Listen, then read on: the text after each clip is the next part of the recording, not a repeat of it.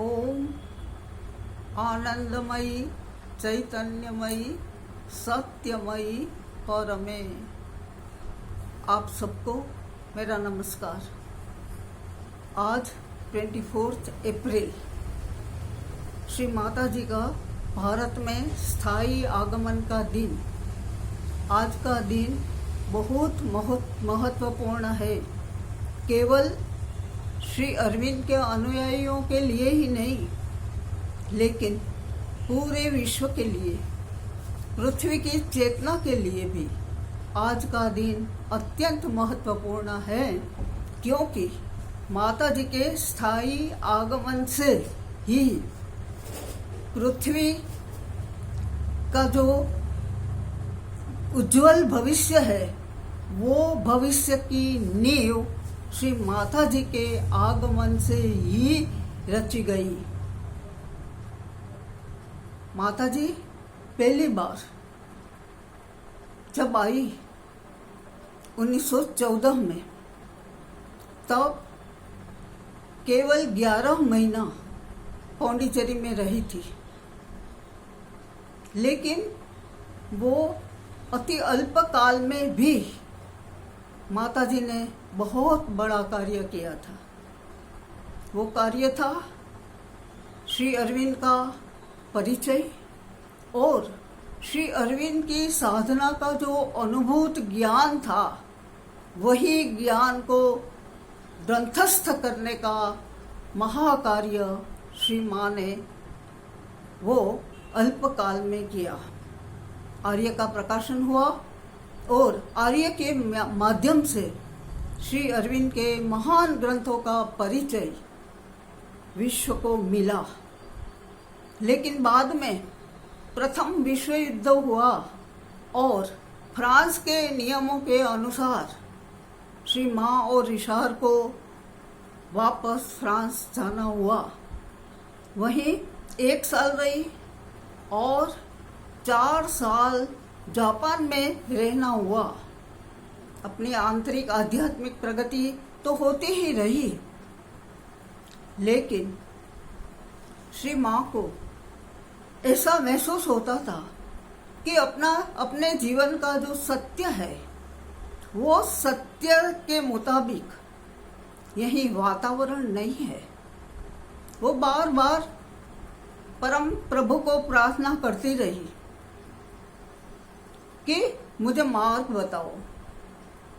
और 4 साल जापान में कई तरह की आध्यात्मिक अनुभूतियां हुई और आंतरिक प्रगति भी बहुत की, लेकिन अंतर में वो जो आध्यात्मिक वातावरण चाहिए वो नहीं मिलता था।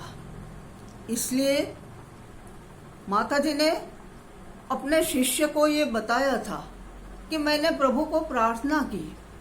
एक दिन तीव्र भाव से श्री माता जी ने प्रभु के चरणों में निवेदन किया कि हे प्रभु, मैं जो आत्मा का सत्य मानती हूँ, वो सत्य के तद्दन विरोधी वातावरण में मुझे रहना पड़ता है।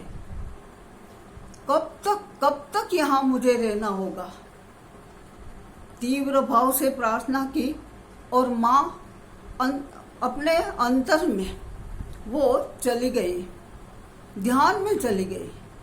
ध्यान में श्री माँ को एक अनुभूति हुई। उन्होंने शिष्य को इस अनुभूति के बारे में कहा कि ध्यान में मेरा सब कुछ शांत हो गया, स्थिर हो गया, लेकिन वो चेतना जो थी, वो जो शक्ति थी, वो शक्ति तो थी ही। सब कुछ शांत हो गया और माँ बताती है कि मेरे आगे प्रभु का एक विराट रूप वो प्रकट हुआ। वो विराट रूप गीता में जो बताया है, उससे भी अधिक सुंदर था। और वो विराट रूप ने मुझे उठा लिया, अपने दोनों हाथों में मुझे उठा लिया, एक तिनके की तरह उठा लिया और मुझे लेकर आगे बढ़ा, पूर्व की ओर बढ़ा। और पूर्व की ओर वो भारत की ओर था, तो वहाँ श्री माँ बताती है कि मैंने देखा कि सामने छोर पर श्री अरविंद खड़े थे और वो विराट रूप ने श्री माँ को वहीं रख दिया। सपना वो दर्शन अनुभूति वो पूर्ण हुई, लेकिन श्री माँ का मार्ग स्पष्ट हो गया कि अब उन्हें क्या करना है। दूसरे ही दिन श्री माता जी ने भारत आने की तैयारी की और 1920 24 अप्रैल को माँ भारत आ पहुंची। फिर जब तक शरीर में रही तब तक पौंडीचेरी से बाहर नहीं गई। श्री अरविंद की साधना में संपूर्ण रूप से जुट गई, एकाग्र हो गई। श्री माँ के आगमन से श्री अरविंद की साधना को अति शीघ्रता मिली, वेग मिला। और श्री अरविंद ने खुद ने बताया कि जो साधना मैं 10 साल में कर सकता था, वो माँ के आगमन के बाद मैं 1 ही साल में वो साधना कर पाया। श्री माँ के स्थायी आगमन से सभी श्री अरविंद के पास जो शिष्य रहते थे, वही शिष्यों को श्री अरविंद का सच्चा परिचय मिला।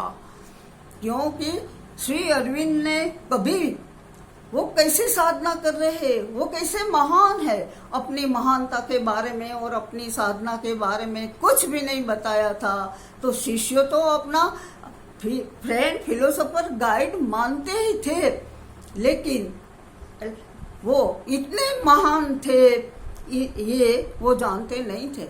श्री माँ ने ये श्री अरविंद का सच्चा स्वरूप और श्री अरविंद जगत परिवर्तन के लिए, दिव्य रूपांतर के लिए जो साधना कर रहे हैं उसका परिचय दिया।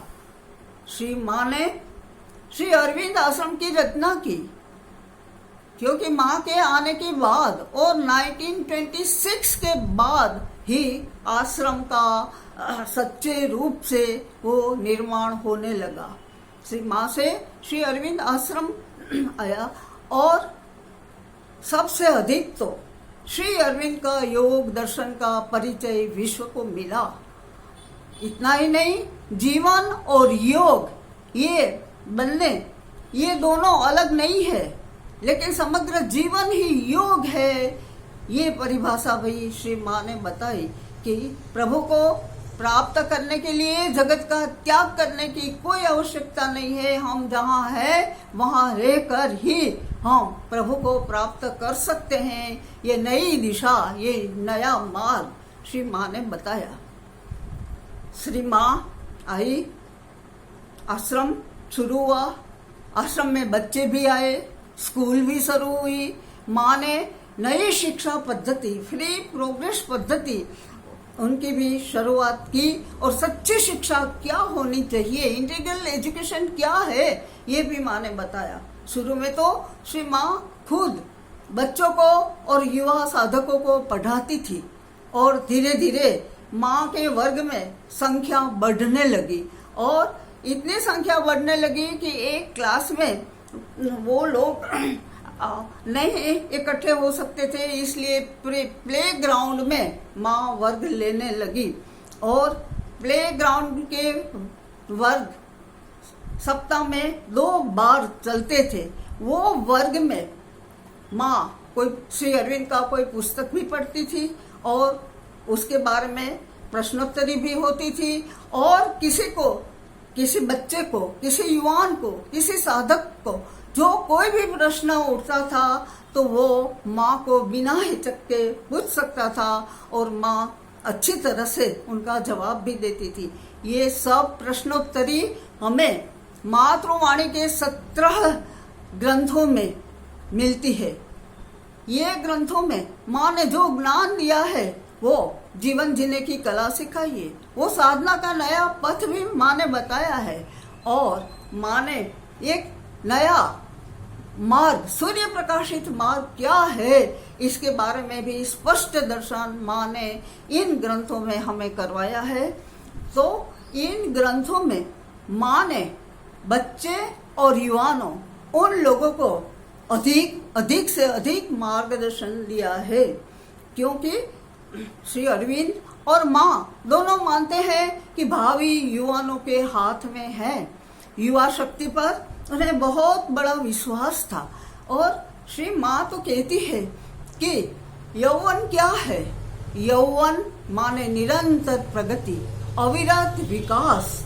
इनको ही माँ यौवन कहती है और युवा को निरंतर प्रगति करनी चाहिए। यौवन क्या है इसके बारे में माँ ने बहुत कुछ बताया है, लेकिन उनमें से मैंने सप्त तत्व निकाले हैं, उनकी बात आज मैं करने जा रही हूँ। उसमें पहला तत्व है निरंतर प्रगति करना। माँ कहती है जब तुम प्रगति करना बंद कर देते हो, जब तुम सलामती का अनुभव करके तुम बैठ जाते हो कि अभी कुछ करना नहीं है, तब तुम वृद्धत्व की ओर गति करने लगते हो और तब तुम मृत्यु की ओर गति करते हैं। तो निरंतर प्रगति करते रहना, क्योंकि माँ बताती है कि जब हम प्रगति करते हैं तब हमें सूक्ष्म में से शक्तियाँ मिलती है। जब हम प्रगति करते हैं तब प्रगति का आनंद मिलता है। जब हम प्रगति करते हैं तब हमारी आत्म शक्ति, हमारी अंतर्निहित शक्ति है, ये शक्तियों भी प्रकट होती है। इसलिए युवाओं को निरंतर प्रगति का मार्ग ही अपनाना चाहिए। जिन दिन हमने प्रगति नहीं की वो दिन हमारा व्यर्थ है। इसलिए माँ ने ये निरंतर प्रगति का ये मार्ग हमें बताया है। और भी माँ कहती है कि युवाओं के लिए जो दूसरा तत्व है वो है निष्ठा, सत्य निष्ठा माने सिंसियरिटी। सत्य निष्ठा, कोई भी सत्य निष्ठा यही है। हम दिखावा करते हैं, हम जो नहीं है वो बताने का प्रयत्न करते हैं। इसलिए हमें बहुत कुछ छिपाना पड़ता है। इसलिए हमारी प्रगति है वो प्रगति में भी अवरोध आ जाता है और हम अपने को जो नहीं है वो बताने में हमारी शक्ति का व्यय करते हैं। ये सत्यनिष्ठा नहीं है। सत्यनिष्ठा माने अंतर की सच्चाई, सच्चे दिल के बने रहो। माँ ने ये बताया है कि सत्यनिष्ठा ही ये सच्चाई, दिल की सच्चाई, सिंसियरिटी ही इस मार्ग का रक्षक है और इस मार्ग में हमें आगे ले जाता है। जो लोग सच्चे हैं उन लोगों को कुछ भी छिपाना नहीं है और जो लोग सच्चे हैं उन लोगों को कोई भी दिखावा करने की आवश्यकता ही नहीं है। इसलिए माँ ने ये बताया कि युवा वही है जो सत्यनिष्ठ है, जो सच्चाई के बल पर वो चलता रहता है, वो ही युवा है। सत्यनिष्ठा ये आध्यात्मिक मार्ग में तो सही, लेकिन जीवन में भी सत्यनिष्ठा का प्रभाव बहुत अधिक से अधिक होता है। तीसरा तत्व जो माँ बताती है युवाओं के लिए वो है हिम्मत। हिम्मत चाहिए। हिम्मत माने कुछ भी कार्य पार पाड़ने की शक्ति। If others can do then why not I. यदि और लोग जो कर सकते हैं तो मैं क्यों नहीं कर पाऊंगा। ये जो हिम्मत है वो हिम्मत से ही युवा आगे बढ़ सकता है। जिसमें ऐसी हिम्मत है उनके लिए कोई भी कार्य असंभव नहीं है, कोई भी कार्य अशक्य नहीं है। सिद्धि के द्वार ऐसे हिम्मतवान लोगों के लिए ही खुल जाते हैं। तो युवाओं में हिम्मत होनी चाहिए कुछ भी करने के लिए कि हमने जो रास्ता लिया है वो रास्ते में जो कुछ कोई भी मुसीबत आए, कोई भी कष्ट आए, कोई भी अवरोध आए तो भी हम ये रास्ता है, ये रास्ता नहीं छोड़ेंगे, हम आगे और आगे जाएंगे। ये हिम्मत। और जो चौथा तत्व है वो हिम्मत के साथ जो आता है वो है शक्ति। युवाओं में शक्ति होनी चाहिए। शक्ति के बिना तो कुछ नहीं हो सकता है। और ये शक्ति कोई बाहर से शक्ति नहीं आती है, जो शक्ति है वो शक्ति हमारे आत्मा में है। हमारी आत्मा शक्ति प्रचंड शक्ति से परिपूर्ण है। वो आत्म शक्ति को जागृत करना है युवाओं को। वो आत्म शक्ति जागृत करके वो आत्म शक्ति द्वारा वो सब कार्य करना है। इसलिए जब आत्म शक्ति जागृत होती है तब कोई भी कार्य असंभवित और अशक्य नहीं होते हैं। तो शक्ति के बिना तो कोई कुछ नहीं कर पाता। इसलिए माँ ने ये बताया कि युवाओं में शक्ति होनी चाहिए, शक्ति का जागरण होना चाहिए। फिर आगे वो बताते हैं कि शक्ति तो आएगी, लेकिन शक्ति के साथ सहनशीलता होनी चाहिए, सहिष्णुता। आजकल हम लोग देख रहे हैं कि युवाओं में आत्महत्या का प्रमाण बढ़ता जा रहा है। हताशा, निराशा, डिप्रेशन, ये सब आज के युवाओं में अधिक से अधिक देखने के लिए मिलते हैं। क्यों? क्योंकि सहनशीलता लुप्त होती जा रही है।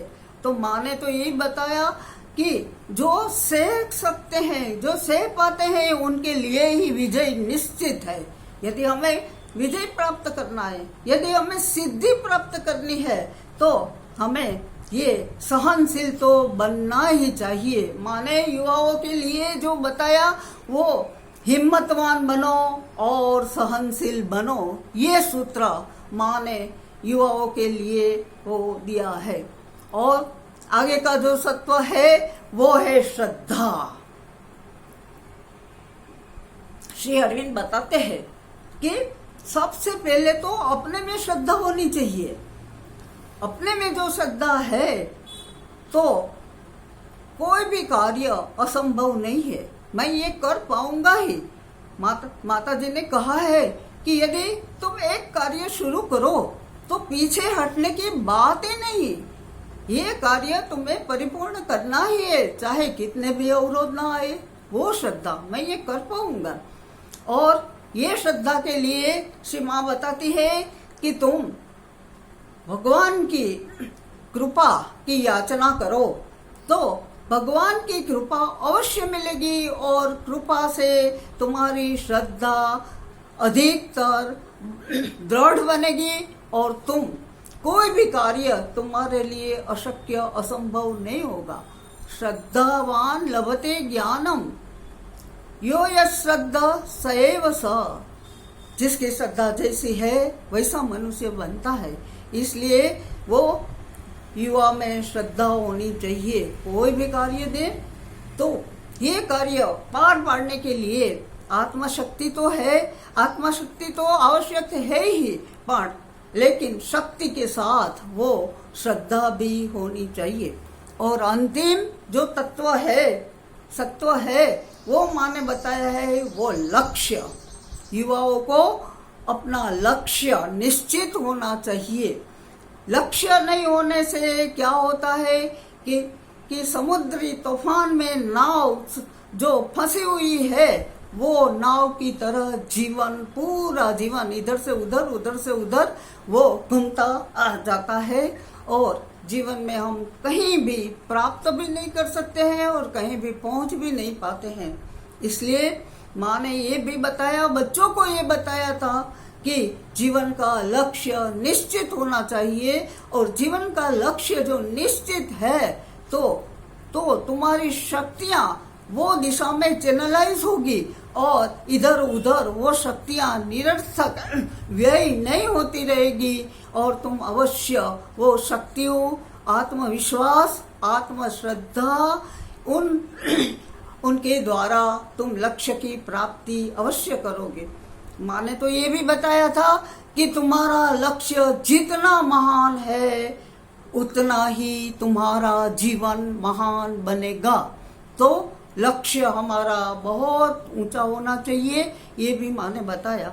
माँ ने युवाओं के लिए, बच्चों के लिए बहुत कुछ समझाया है, बहुत कुछ हमें दिया है। लेकिन हम सब जानते हैं, हम पढ़ते भी हैं, लेकिन हमारे आचरण में नहीं आता, और जब तक हमारे आचरण में नहीं आता तब तक कितना ही सुंदर उपदेश क्यों न हो, तो हमारे लिए वो व्यर्थ बनता है। इसलिए ये हमें हमारे आचरण में उतारना चाहिए, हमें ऐसा जीवन जीना चाहिए। माने जो युवा के बारे में बहुत सुंदर ये बताया है, ये पढ़ने के बाद मैं अपना वक्तव्य पूर्ण करूंगी। श्री अरविंद ने लिखा है, युवा है प्रकाश की सेना के वीर सैनिक। प्रकाश की सेना के वीर सैनिक, ऐसा युवाओं को और श्री अरविंद ने बताया है। फिर आगे है, अद्भुत उषा के सूर्य नेत्र बालकों। अद्भुत उषा, नए युग के अद्भुत उषा के सूर्य नेत्र, जिनके नेत्र में प्रकाश है, ऐसे बालकों। भावी के दिव्य जगत के पुरोधा, दिव्य जगत आने वाला है, उनके पुरोधा ये युवा है। फिर आगे लिखते, अंधकार, अज्ञान, जड़त्व और तमस के सामने युद्ध करते हुए और विजय की ओर श्रद्धा के साथ अविरत बढ़ने वाले वीर योद्धाएं हैं। युवा ये वीर योद्धाएं हैं। कैसे हैं? शक्ति से भरपूर, उत्साह से झलकाते, जीवन रस से सभर, आशा एवं उल्लास से तेजोमय भावी की ओर अविरत आगे कूच करते ये वीर सैनिक मानव जाति के तेजोमय भावी के सर्जक है। तो मानव जाति के तेजोमय भावी के सर्जक युवाओं, ये युवाओं को श्री माता जी ने ये उद्बोधन किया है, और युवाओं के सिर पर बहुत बड़ी जिम्मेदारी श्री माँ ने दी है। आज के ये पवित्र दिन पर हम श्री माँ को प्रार्थना करते हैं कि आप हम सबको अपनी कृपा से परिपूर्ण करें, हमें शक्ति दे, ताकि हम आपके बताए हुए मार्ग पर हम चल सके और हम नए जगत के पुरोधा बन पाए, ऐसी हमें शक्ति दे।